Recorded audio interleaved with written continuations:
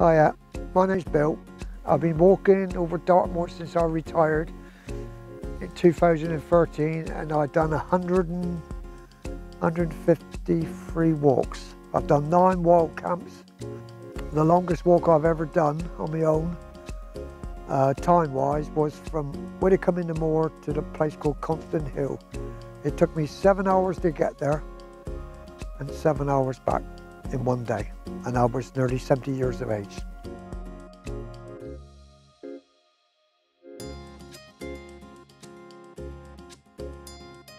Why I enjoy walking across the moor? Freedom.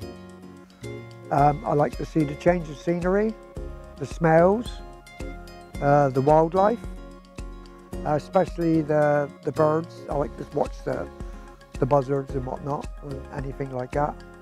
And just, I don't know, freedom really. It's just nice to get out. When I first started working in 1964, I went straight into sawmills and eventually become a sawyer. It kind of messed my ears up because there was no such thing as ear protection, and I suffered with bad tinnitus. Then I left there but ended up being a tarmacker for 35 years with heavy machinery, saws and whatnot, and it soon messed my ears up. But sometimes when I walk on Dartmoor, today like today, you forget that ringing in your ears. And this is why, the reasons why I do like walking on Dartmoor. I think about a lot of things actually. I think about trying not to get lost. I can't read a map and I don't know how to use a compass, but someone in my head tells me that I'm going the right way. I try to keep to a trail sometimes, and I like to go off a trail and just experiment with the moor. Like if I'm actually where we're filming here, from here I could walk to a place called Red Lake and literally find it, turn round and walk back again with no trouble whatsoever, and I can't even use a compass. But it's freedom, that's all I can say. Best thing about walking on the moor, because I like to yap to people, and I do like to yap to people.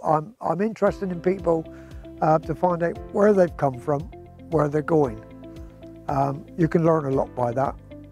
But really, it's just like walking somewhere and think, God, I actually got there all on my own and nobody taught me. My brother taught me one way from Princetown around to Dartmoor back. Then the time after that, I learned to walk Dartmoor on my own. Got lost a few times in the fog, but got out of it. I'm here now, and I still enjoy it. And I'm 74.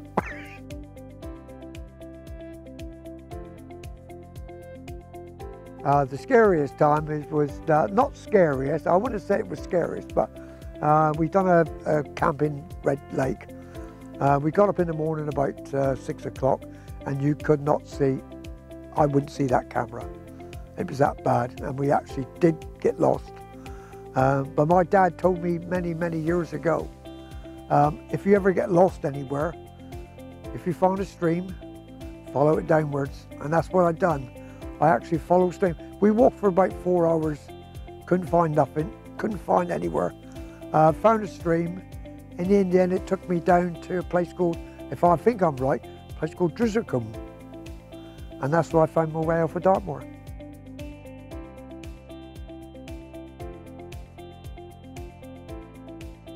What I would give people advice to walk on the moors is to learn to read a compass and a map. I met a young couple many years ago. We was going up to a place called Greyweathers, and they was coming back, and he had no water, nothing. And so we had to give him water and tell him which way to get off the moor. But I would say, you know, learn to respect the moor, keep off the mires, literally. Wear the right clothes, especially in the winter. If you ain't got the right clothes, you could be in difficulty. 4 seasons in one day, it could happen.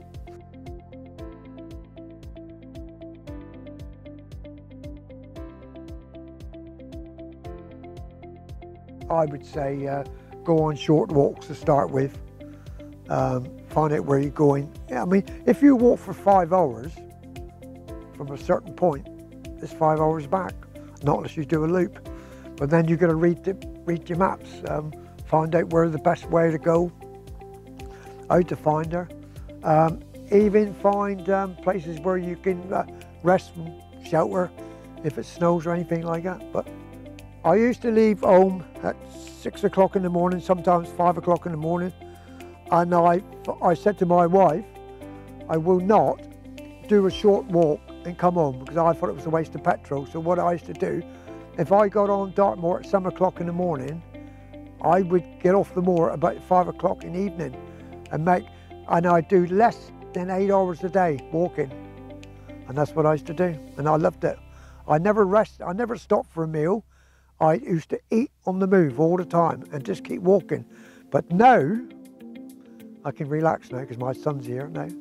He does a video and I just sit around, enjoy myself. And this is the best part about it now. Gary was the first person, Gary, my brother, taught me how to, brought me up here. And it was like this, beautiful. That's why I got interested in walking on Dartmoor. Then I took Tracy up here. That's me, Tracy, my daughter. And I took her up here for a number of years, and we done a few good walks. I mean, good 8-hour walks. What she used to say, really? And then I took up John, that was my oldest son. And then we took John, I took him all over Dartmoor. Then we decided that we'll do a load of wild camps. And we've done nine in total. Now I'm with my son Keith. But Keith's more, not so far as walking, but more videoing. What I find is quite interesting. Boring sometimes for me because I've got to sit around, but I've got used to it now, so I can sit and just enjoy myself. Now he's asking me what's wrong with my ticker. There's nothing wrong with my ticker really. I've just got a funny valve that my heart runs at about 175 beats per minute. We've done a wild camp many years ago, and my heart started to pound away.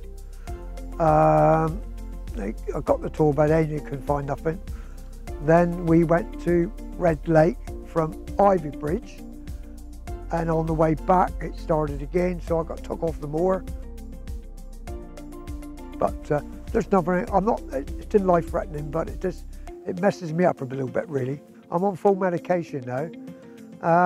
I tend to not to do silly things anymore, like carrying a heavy bag or nothing like that. And I've learnt now, if it happens, is to drop and sit and wait for it to pan off, and that's what I've got to do now. And I still, yeah, because I get a funny ticker, my heart bangs away, but I still like coming on the moors. I mean, if I could put an house up here, I would. But my wife would say no, because there's no such thing as Morrison's up here. And that's why she wouldn't come on the moor. But I love it up here. I really do. I think it's lovely. It's peaceful, especially on a day like today. You can't beat this.